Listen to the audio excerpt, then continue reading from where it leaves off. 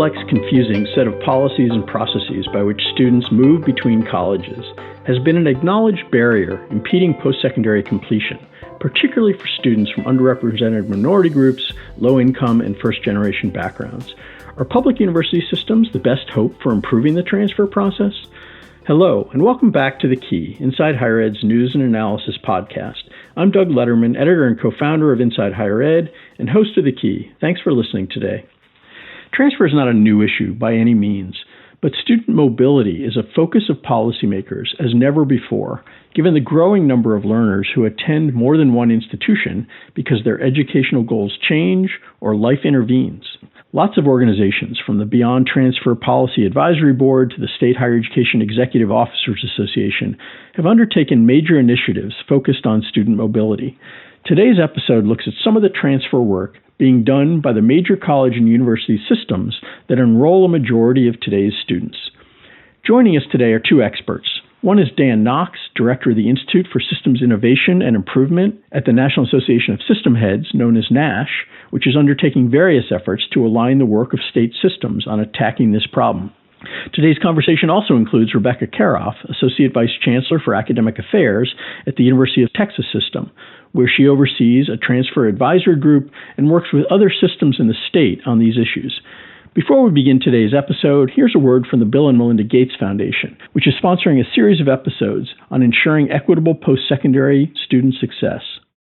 This episode of The Key is brought to you by the Bill and Melinda Gates Foundation, working to ensure that race, ethnicity, and socioeconomic status are no longer predictors of educational success. Learn more about the Foundation's work to improve digital teaching and learning, advance institutional transformation, and more at usprogram.gatesfoundation.org.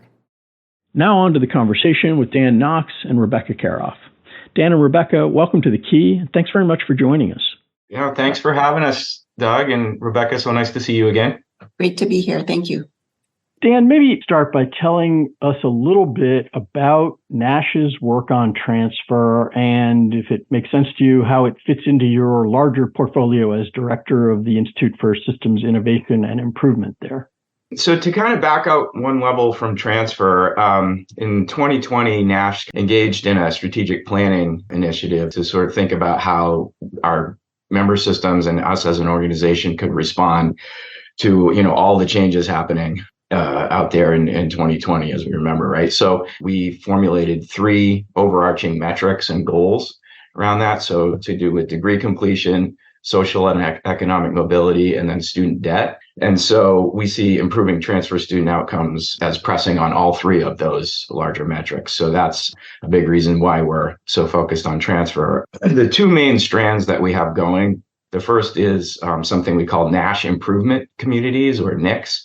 And so the essence of that is applying improvement science methodology to the public higher education system context. So improvement science, if folks aren't familiar with it, isn't new. It's certainly been around for a long time and mostly applied in the healthcare sector, manufacturing, software development. But this is, I believe, the first sort of large-scale effort to apply that to the public higher education system context. Essentially, we're pulling together system and campus teams. And the two key features of it are speed. So we work in these really compressed 45-day cycles, and this is in a sector that's not typically known for speed. And to do kind of rapid cycle R&D testing of ideas that are formulated from the bottom up, right, which is another kind of novel approach. We ask people that are closest to the problem to design the change ideas and tests. And then the second strand is applying artificial intelligence solutions to transfer. And so the core of that is a partnership with Zach Pardos from UC Berkeley's Computational Approaches to Human Learning Lab. We're applying machine learning approaches using natural language processing models to solve for mapping course equivalency data at scale and then individualizing student transfer degree plans. So got a long way to go, but we're seeing some intriguing early results. We'll come back to dig into some of that a little later. Rebecca, start by telling us a little bit about what the UT system is doing with NASH on transfer and more broadly, maybe what your work on transfer entails. The project that Dan just mentioned about the AI and working to help with course equivalencies, there's a complementary strand of that project, which is grant funded, that we are a part of, and it's looking at how faculty make decisions around credit transfer. And that is, we have 3 of our institutions participating in this NASH sponsored program that are really doing some sort of collective qualitative data analysis as they talk to faculty groups, as they talk to department chairs, as they talk to others who play roles in the transfer process for our students. And there's also been some really interesting process mapping for how students experience transfer across our institutions. And it's been yielding fascinating information about what the transfer student experience might be, including things that are working really well, and then bottlenecks and it's been interesting for one of our institutions in particular to sort of learn, wow, we did not know that it was going to be so difficult for a student to sort of get their transfer credits evaluated in a timely way, just because of the different players involved, the different offices involved, the different units where decisions happen. So it's been really very illuminating, both to sort of see what's working well and what's not working well. And it's a both and situation. But more broadly, the UT system is focused on transfer quite extensively in multiple ways. And partly, we have a legislature that has passed some really important transfer legislation over the last few years, in particular with a focus on reducing excess credits or credits that transfer students cannot apply towards their degrees. But we are a complex environment for transfer. We have the UT system is one of 7 university systems in the state of Texas, and there are 50 independent community college districts. So we sort of refer to it as the Wild West for transfer students, the Wild West for many things, dual credit as well. So it's complex, and each system and each community college district might have their own policies. Well, of course, we adhere to legislation. We adhere to the requirements of the Texas Higher Education Coordinating Board, which generally is sets the rules for implementing the legislation. But in the UT system, we have a couple of different ways we're approaching it that I can dig into maybe as we move on through this discussion. We're seeing transfer discussed more than ever, but it's been talked about for a long time and worked on by a lot of people for a long time. Rebecca talking about the complexity of the transfer landscape in Texas with dozens of systems and that many more individual institutions is just one example. But Dan, what are the elements of the transfer, quote, problem that make it such a difficult nut to crack? Yeah, let me see how long we have here to pick in more than one thing. Yeah. So just as an aside, before I came to NASH full time, I was at the State University of New York as an assistant provost there, and so I had transfer in my portfolio. So like Rebecca, I'm a veteran of the transfer wars, and so fought that in the wild north, as it were. I guess I would cite 4 things as being probably generalizable as problems kind of everywhere. And one is that the default setting for higher ed is atomization, right? I mean, it's flat, it's decentralized, it was built that way. And so when things aren't coordinated, that's not necessarily a bug, it's a feature, right? And so if you're not actively working on that coordination, I think things tend to pull apart and become more diffuse, right?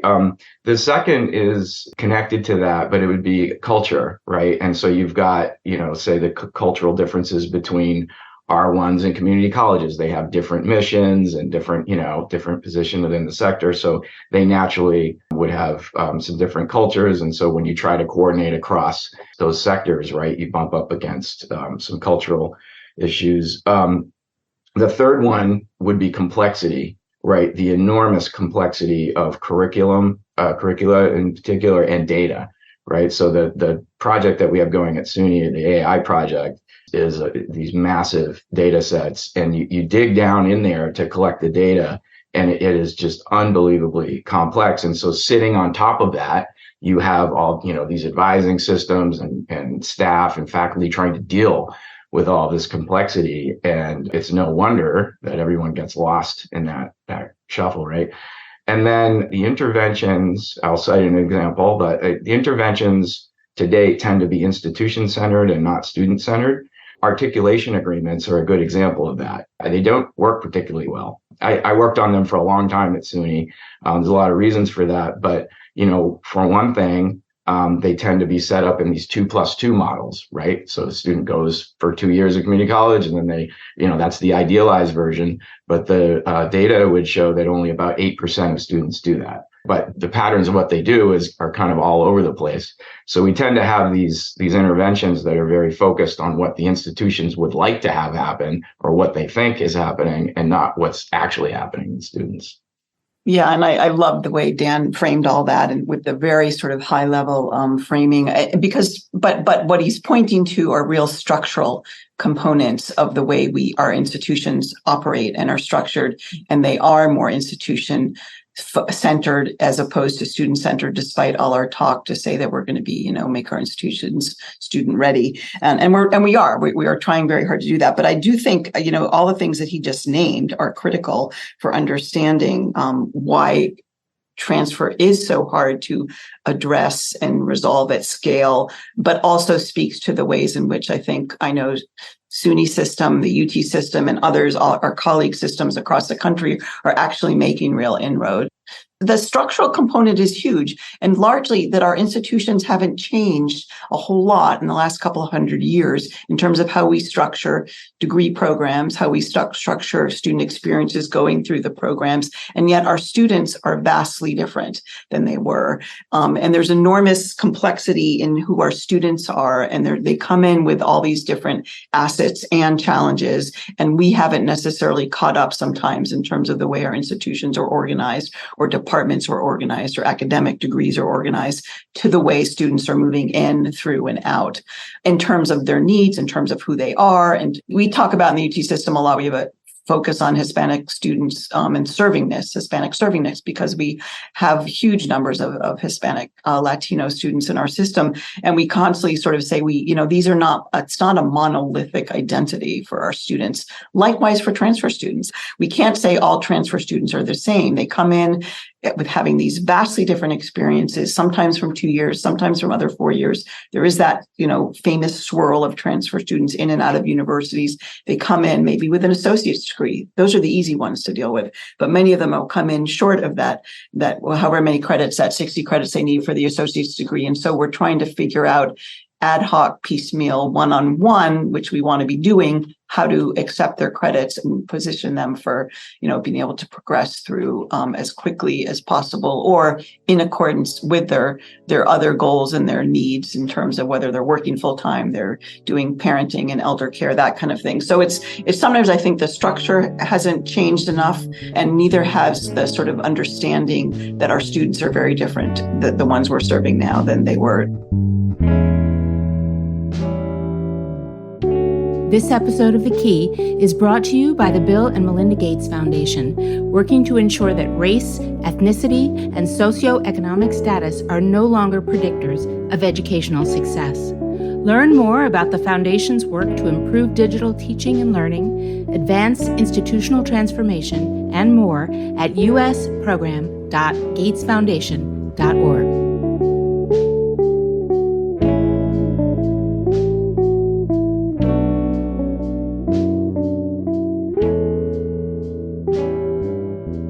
Talking today to Rebecca Karoff, Associate Vice Chancellor for Academic Affairs at the University of Texas System, and Dan Knox, Director of the Institute for Systems Innovation and Improvement at the National Association of System Heads. So we could, as Dan suggested earlier, talk for hours about the underlying problems with transfer, but these are fairly well known. And while it makes sense to surface them to underpin this discussion, we really want to focus to the extent possible on the work that's being done to try and overcome those problems and make the system work better. Dan, what are some of the things starting to emerge from NASH's transfer work that you consider to be most heartening, having the most impact so far?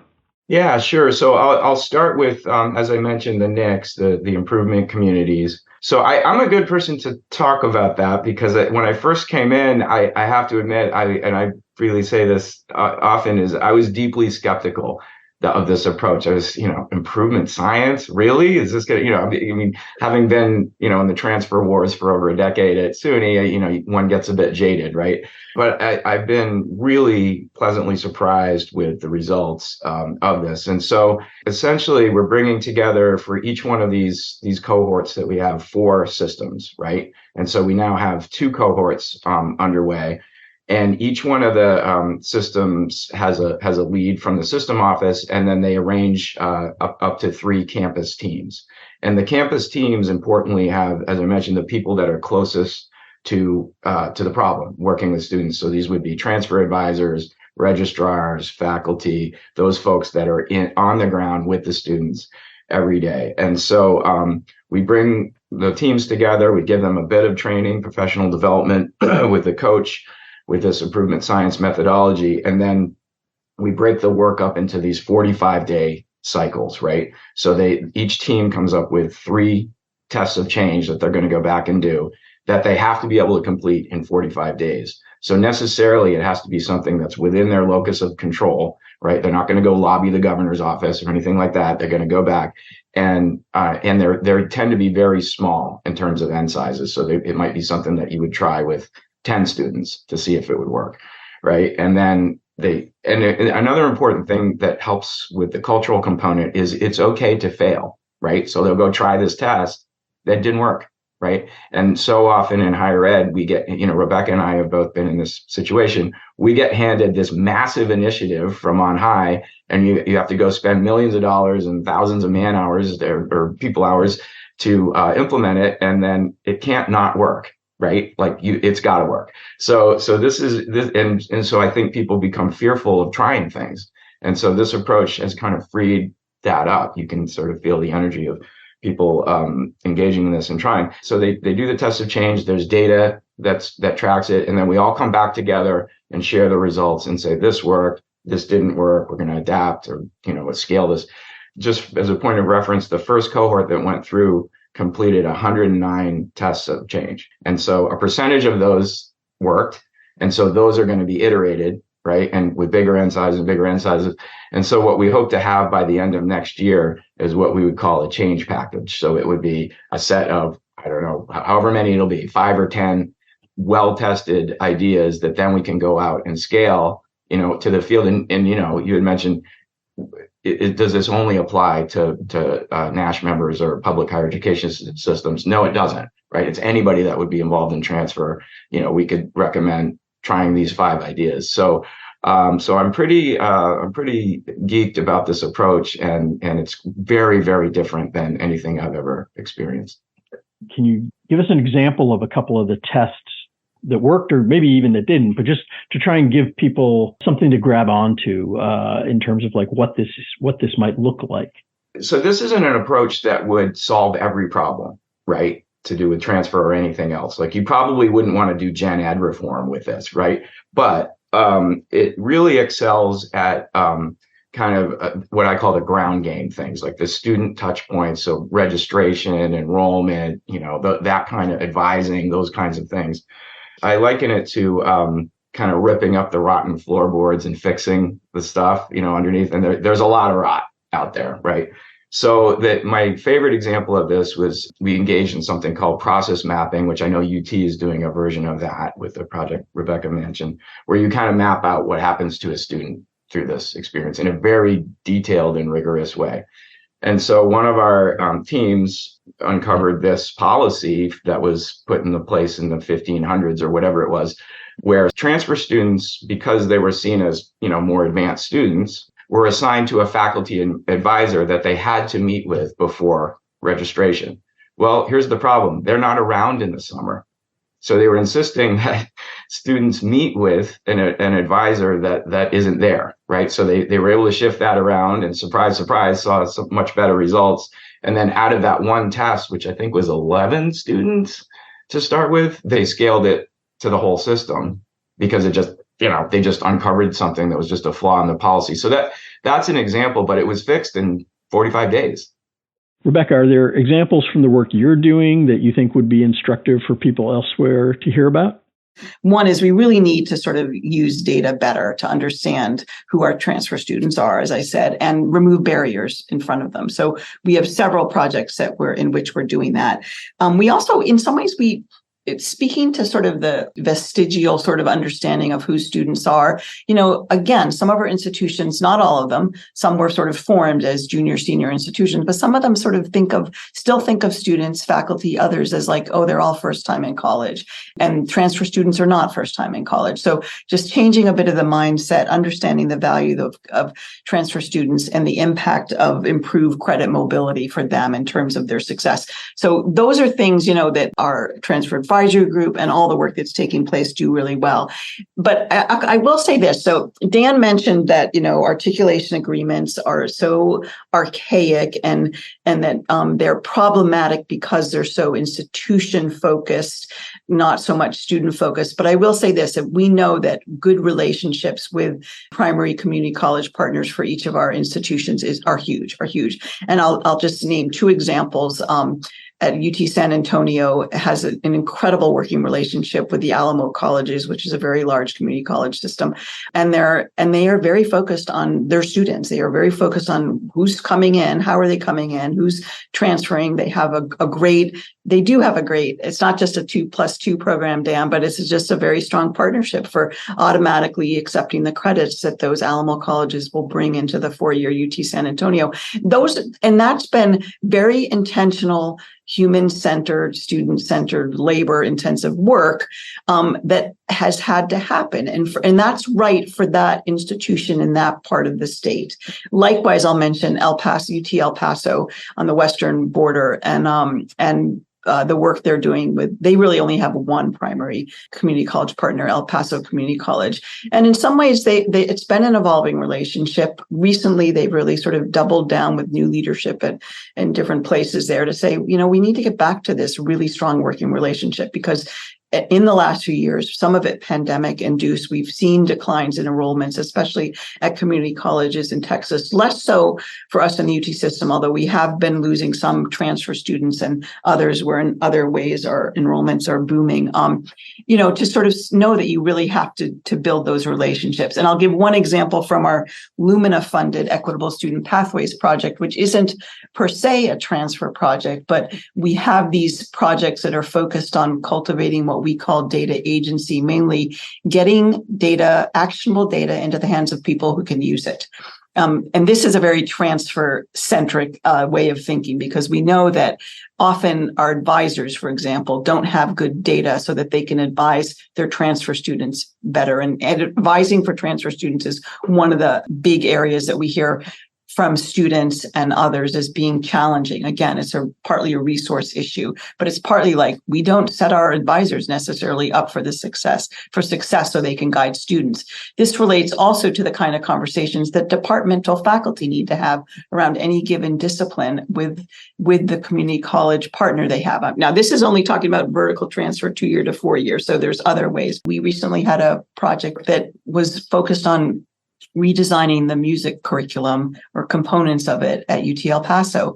They were looking strongly at the transfer students coming in from El Paso Community College and thinking, we have this fundamentals course that maybe isn't working for the students we have at El Paso or the ones coming in from El Paso Community College. Maybe we need to rethink that. If you sort of drill down into both the data, what the data is telling you, as finely sliced and disaggregated as it can be, and then also think about what is the curricular component that maybe is the holdup for students. Why aren't our students succeeding in this pathway?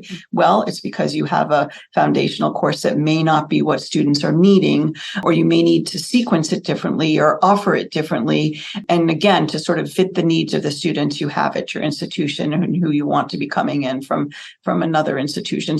I could follow up on something Rebecca mentioned. She mentioned data, and I think that was in reference to student data. But if I can speak to a little bit course equivalency data as another really important gap and challenge to the field and what we're working on. When we say course equivalency data, it's this calculus course at campus A maps to this calculus course at campus B, right?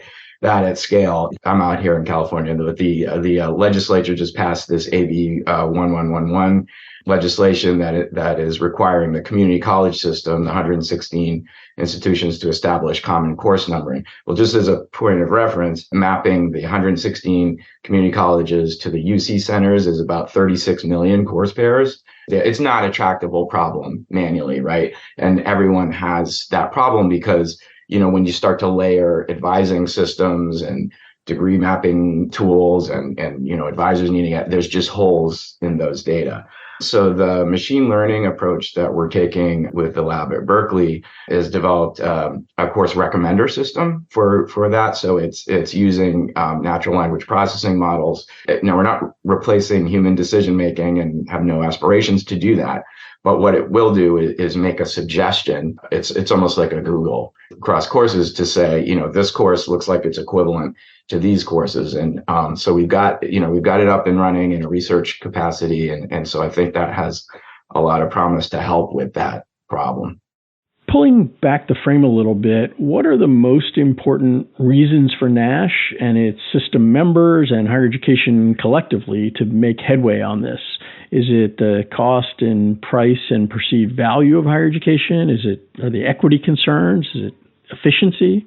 You mentioned equity for sure, particularly the community college access point to the 4 years is a key entry point for students of color, first gen, low income students, so on. So that's on everyone's mind. There's certainly, depending on where you are, as you mentioned, the competition for enrollments, that's real. And students are, if we're driving them away with some of these practices, they're voting with their feet. You can see it in the national data on transfer coming out of the clearinghouse. It's the most important thing, I guess, in my experience, for why it continues to bubble up is the voices of students and families. Right. You can see it in the press. So you'll get these anecdotes a lot of times of students getting really poor treatment, poor outcomes.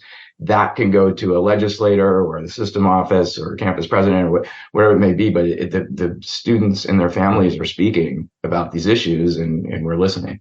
Affordability is a really key issue, but for me, I'll sort of land where Dan has on sort of, just providing equitable access. We really think about that whole student success continuum of access and persistence through completion of, and we in the University of Texas system have done some phenomenal research, some of it funded by Gates, and these are other colleagues of mine, around post-secondary value and thinking about wage earnings and outcomes and how our graduates are faring. So we have a ton of data about that, and we are able to look at the gaps. And, this is why I think the data is so important. Like when you disaggregate the data and sort of say, where are the trouble spots for individual students coming in? And because I focus on undergraduate student success, I'm more focused on what do we do to make sure the students who we admit and for whom we have that responsibility, what do we do to make sure they can be successful? How do we remove barriers? How do we build up all the support they need? And structurally, what do we need to change in our institutions to help ensure that they get access, and not just into the university, but to the majors that they want, and then that they're able to persist through and complete degrees. So it is the equity piece. But again, it's really thinking about at a very personalized level, what do students need? And remembering that there's not some monolithic group called transfer students or some monolithic group called Hispanic students or whatever, but these are individuals who come in with their individual needs. So, how do we make sure we're not focused on fixing students, but on fixing our institutions to make sure that we remove barriers in ways that are both personalized and individual and structural? You've talked about a lot of things happening at very granular levels in 45-day chunks, and thinking about sort of all the little pieces of work that are happening. And if you were to look out 3-5 years from now, what are going to be the most important indicators of whether this work has succeeded? Yeah, there are several. Degree completion, I know it's like that's what everyone always says, but those are not equitable outcomes, right? And so we set as a goal for 2030 that the percentage of in-state students enrolling at two-year institutions who transfer and complete bachelor's degrees, that would increase by 7%. We can say we want to increase it by 150%, but we need to be realistic about what's possible. So we, as a group within the NIC, we kind of set that. One point on equity that is maybe a little under discussed is the inequitable outcomes between transfer and non-transfer students, right? Particularly around degree completion. Time to degree is a big one, and that informs cost and, opportunity costs and actual out-of-pocket costs, and then credits at completion. So those tend to be out of whack. And so if we're seeing real results here, we should start to see those equitable outcomes improve. And then I think, we're kind of setting up a structure for continuous improvement. It's not just, here's the goal and we're going to reach the goal, but like we set up some processes so we can always be improving and learning. That was Dan Knox, Director of the Institute for Systems Innovation and Improvement at the National Association of System Heads, who joined the Key today along with Rebecca Karoff, Associate Vice Chancellor for Academic Affairs at the University of Texas System. Thanks to them both for their thoughtful insights, and thanks again to the Gates Foundation for its support for this and the next 2 episodes of The Key. We certainly didn't solve the transfer problem in that conversation, but I hope today's episode offers a glimpse into some of the work being done to try to address this really vexing issue. I've used the word intractable to describe the messy transfer landscape before, but it's probably best to think of it as one of what Georgetown University's Randy Bass calls higher education's wicked problems than as something that just can't be fixed. It is one of the numerous problems that flow from the fact that we don't have a system of higher education, which makes it hard to resolve a systemic problem like this one. But if enough smart people and dedicated organizations attack the problem and try to coordinate their work to some extent, maybe, just maybe, they can chip away and make progress. That's all for this episode of The Key. We'll be back soon with a look at a new effort to develop low-cost courseware to close equity gaps in gateway courses and a special 100th episode of The Key. Till then, I'm Doug Letterman. Stay well and stay safe.